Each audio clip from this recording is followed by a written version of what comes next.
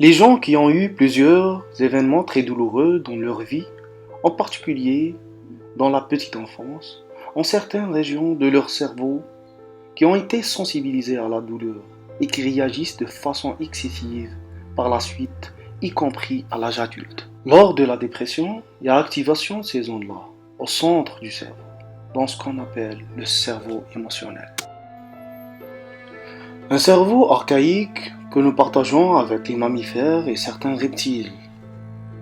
Entre ces neurones naissent l'amour, la joie, mais aussi la peur ou la tristesse. Bref, le royaume des émotions et de l'inconscient. Le stress, c'est le talon d'Achille des personnes dépressives, la porte d'entrée où s'engouffre la dépression. Le stress est géré dans le cerveau émotionnel par l'amygdale. C'est elle le centre de la peur. L'amygdale interprète le stress comme le signe qu'un danger extérieur nous menace.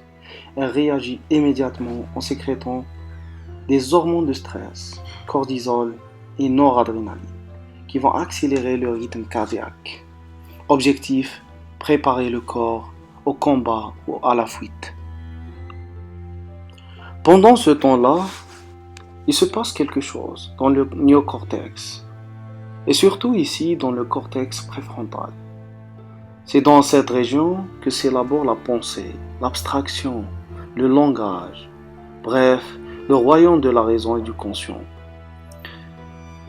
Mais réfléchir retarderait les réflexes de survie. Donc, en cas de stress, le cortex préfrontal est débranché par l'amygdale. Il s'éteint.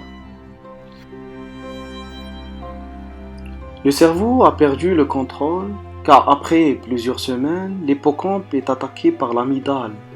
Or, le rôle de l'hippocampe est justement d'éteindre l'amygdale une fois le danger passé et de permettre au cortex préfrontal de se rallumer. Mais pendant la dépression, les hormones de stress augmentent tellement qu'elles finissent par détruire les neurones de l'hippocampe.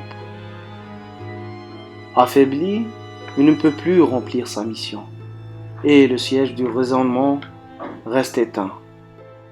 Les personnes dépressives sont donc coupées d'une moitié d'elles-mêmes.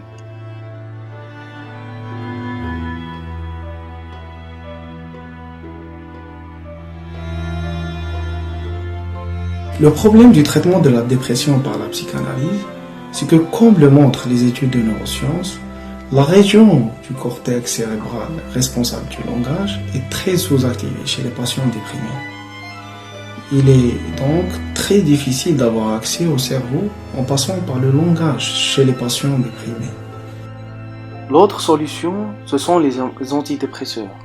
Ces médicaments, parmi les plus prescrits au monde, aident l'amygdale à se calmer et régulent le flot des émotions négatives. Alors, les antidépresseurs sont utiles et importants puisqu'ils sont capables de directement changer l'activité du cerveau émotionnel. Et par contre, ils ne sont que des béquilles dans la mesure où, lorsqu'on arrête de prendre le traitement, ils ne jouent plus ce rôle. Et d'où le fait que beaucoup de patients qui ont suivi ce traitement par antidépresseurs retombent dans la dépression. Grâce aux antidépresseurs, il semblerait que de nouveaux neurones se forment et qu'entre eux s'établissent de nouvelles connexions. Le tissu neuronal se densifierait, notamment ici dans l'hippocampe. Cet organe s'est affaibli pendant la dépression. Reconstitué, il pourrait donc à nouveau remplir sa mission de calmer l'amygdale et de rallumer le cortex préfrontal, siège de la pensée. La raison peut donc reprendre le dessus face aux émotions négatives. Les antidépresseurs augmenteraient aussi le taux des neurotransmetteurs, et principalement la sérotonine qui régule l'humeur.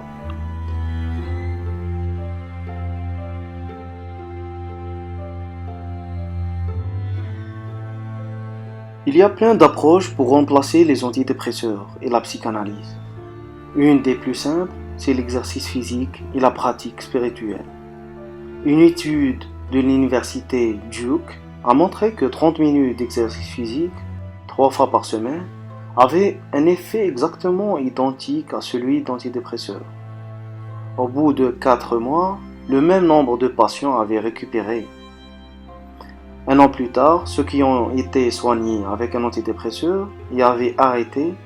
Un an plus tard, 40% d'entre eux avaient rechuté, alors que ceux qui ont été soignés par le sport et la pratique spirituelle, seulement 8% d'entre eux avaient rechuté.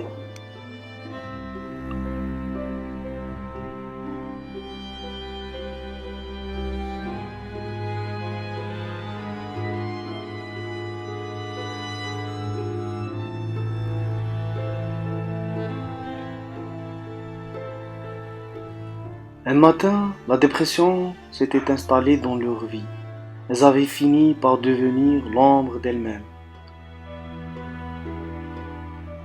jusqu'à redécouvrir un jour cette part de lumière qu'elles n'avaient au fond jamais perdue.